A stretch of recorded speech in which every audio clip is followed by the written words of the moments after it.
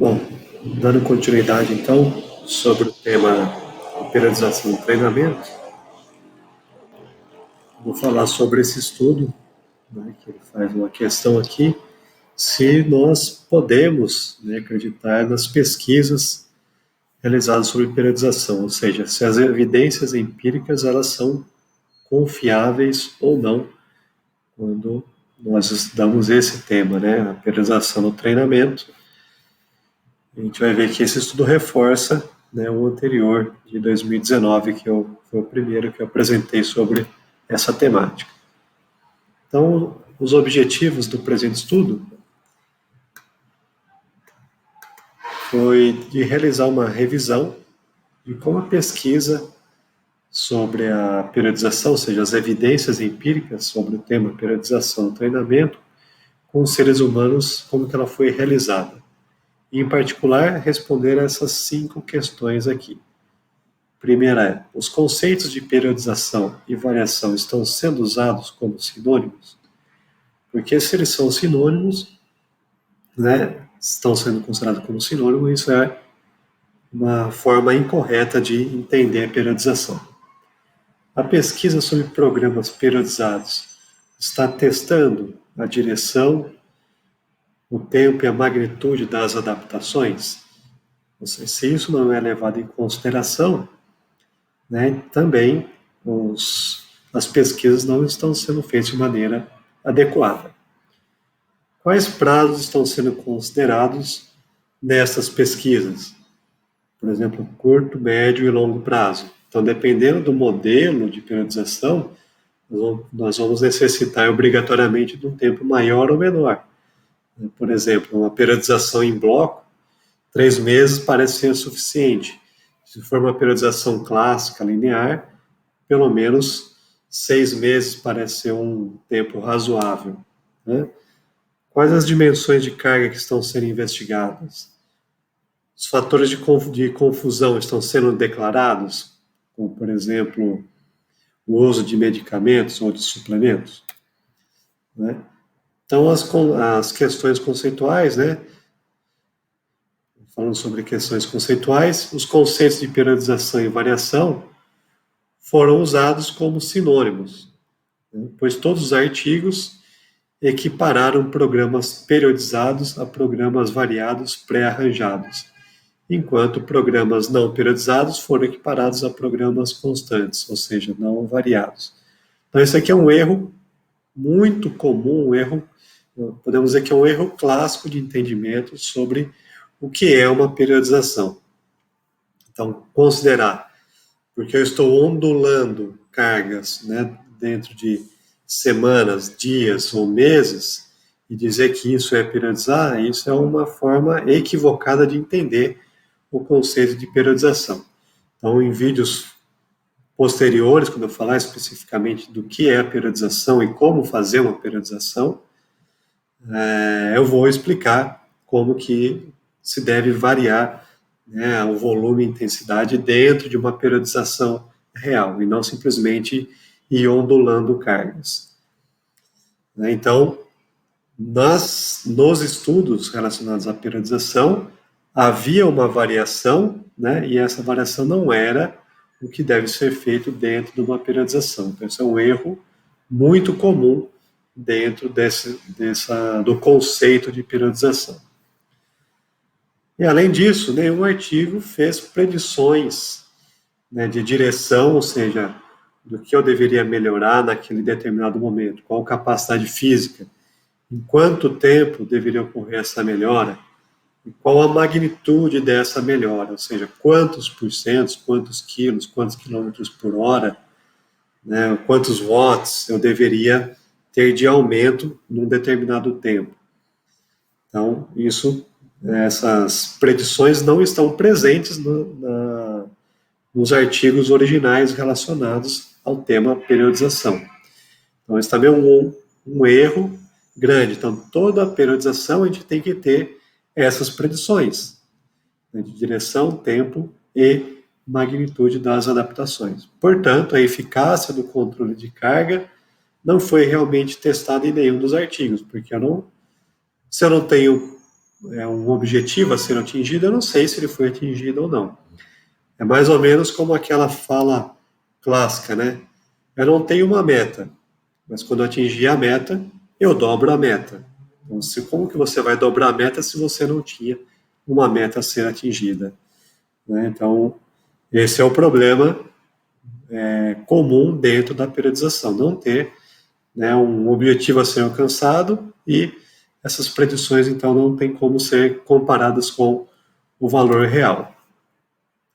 Um outro problema, né, é com o desenho do estudo. Então, os dados mostram que os pesquisadores não estão considerando perspectivas globais de desempenho, ou seja, qual que é o desempenho numa prova de 10 quilômetros, de 3 quilômetros, de uma prova de 100 metros, a potência no saque, no vôlei, no tênis, por exemplo.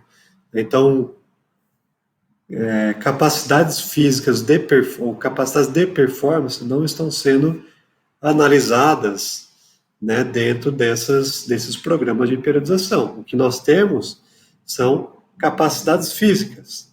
Né? Então, a dimensão física foi o que mais foi avaliado nessas pesquisas. E o restante, né, os outros 4,8% que foram avaliados são capacidades táticas e técnicas, né? Então veja que 57% do que foi avaliado dessa periodização é a força máxima, e muitas vezes a força máxima não explica a capacidade de desempenho dentro daquela modalidade específica. Foi avaliado em 14,3% melhora de força e endurance, né? Mas muitas vezes o que foi avaliado também não explica a melhora, a piora de uma determinada performance. 9,5% de maneira curiosa aqui foi avaliada a endurance do indivíduo, né? Por que é curioso? Porque grande parte da literatura e dos estudos são de capacidade aeróbia, né? Mas apenas 9,5% dos estudos com periodização envolvem essa capacidade de maneira isolada. 4,8% envolve estudos com força e potência, 2,4% força, potência e flexibilidade, outros aqui força, potência, endurance e agilidade, 2,4% somente potência, e aqui potência e velocidade. Eu vejo que muitas vezes essas avaliações elas podem não ter uma associação, uma correlação com o desempenho esportivo. A duração das pesquisas. Podemos ver aqui que apenas 4,8% das pesquisas teve uma duração igual ou maior do que 24 semanas, 19% das pesquisas teve uma duração entre 13 e 18 semanas, e a grande maioria delas, né, praticamente 74% das pesquisas, então aqui envolve 40 estudos, né, tanto no slide anterior quanto esse, envolve 40 estudos que foram selecionados. Então, praticamente 74% envolve ter uma duração de entre 4 e 12 semanas, que é uma duração curta, né, para a gente avaliar a eficiência, a eficácia ou não de um programa periodizado. Então, veja que 12 semanas parece ser razoável para avaliar a eficácia de uma periodização em bloco, né, do Verkhoshansky, proposta por Verkhoshansky, e acima de 18 semanas, né, parece ser entre 13 e 18, ainda assim, o modelo Verkhoshansky pode ser adequado, e acima de 24 semanas, né, os outros modelos de periodização. Então, veja que há uma falha, né, na duração da pesquisa para evidenciar se a gente pode confiar naquelas evidências empíricas ou não. E outros problemas. Controle de fatores que podem confundir as respostas, né, como suplementação, medicamentos, dieta alimentar e entre outros, assim como análise estatística, utilizada nesses estudos.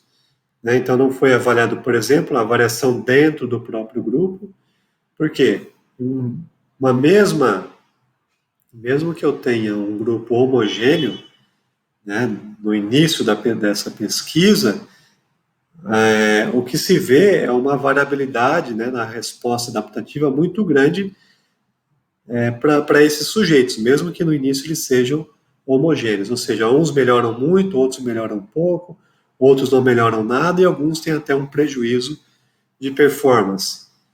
Apenas algumas pesquisas fizeram a estimativa do tamanho do efeito, entre outras análises, né, que deveriam ser feitas de maneira mais aprofundada.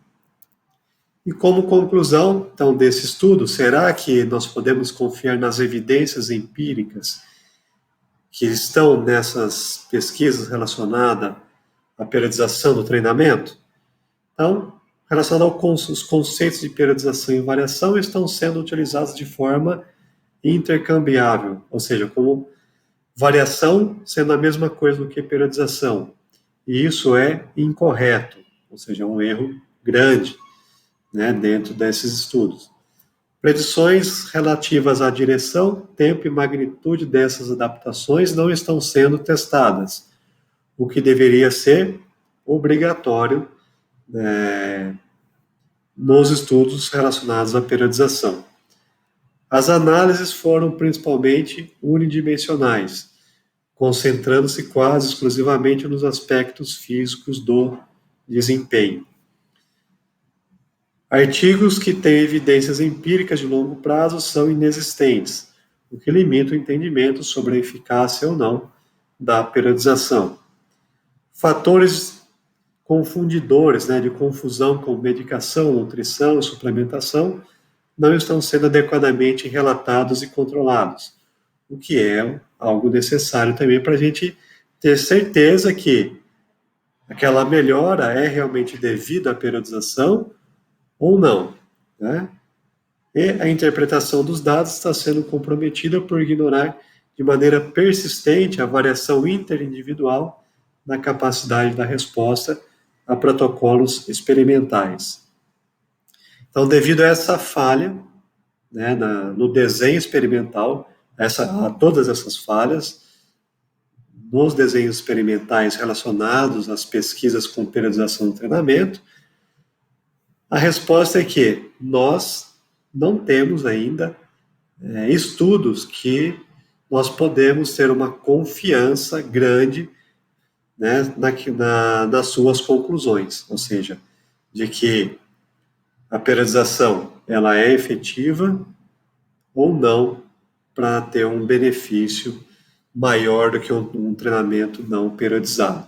Então, mais uma vez demonstrado aqui que há necessidade de estudos melhor desenhados, melhor controlados, para que a gente tenha uma segurança, uma certeza, né, uma evidência empírica forte de que os treinamentos periodizados eles são melhores do que os não periodizados, são piores do que os não periodizados ou são tão efetivos quanto o treinamento não periodizado. Então, até o momento, é isso que nós temos.